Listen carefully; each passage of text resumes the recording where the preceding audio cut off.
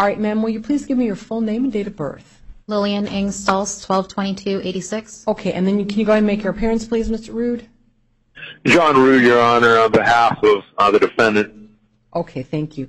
Ma'am, you've been arrested in a new case. The allegations are theft, a Class 2 felony, and one allegation of fraudulent use of a credit card, a Class 6 felony.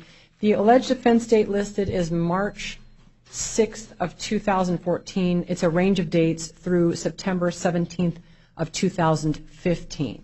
I'll note that you have retained Mr. Rude for all further proceedings and that you did not financially qualify for court-appointed counsel. Your next court dates are going to be a status conference, February 26th at 8:30 in the morning. That will be in the Mesa Superior Court.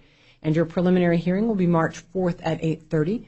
Before I set conditions of bail or release, Mr. Rude, what did you want to say on behalf of your client? Well, Your Honor, this matter occurred quite a long time ago, as you're aware. My client actually, just in anticipation of this, had retained me.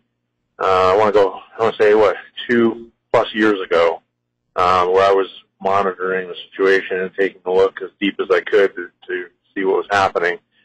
So she has not been unreliable in any way that I can tell you. She's at a stable address.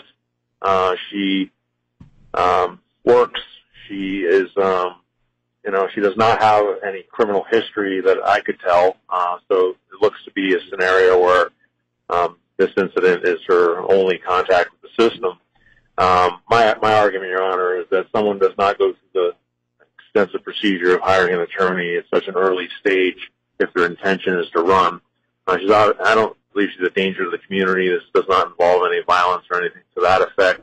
And the nature of the charges and the fact that in this period of time since this occurred, nothing else has come forward either in any form or fashion of any wrongdoing or criminal activity or anything to that effect.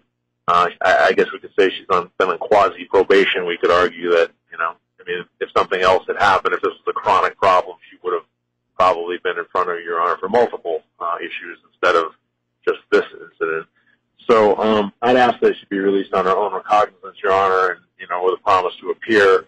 And I, of course, will be, and I've been compensated, and I will be at all her court appearances. And she's maintained, this is important, Judge, I want to stress that over 2 years, since early 2016, when she hired me, she has been in contact with me, in some cases, weekly, and I would say at the longest stretch, bi-weekly to 3 weeks. So that tells me quite a bit about how serious she's taking this and her, her responsibility in this matter. So I'm looking forward to representing her, and we're going to do our best. I just ask you to release her on her own recognizance, and I'll make sure she is at court as well. Okay, thank you.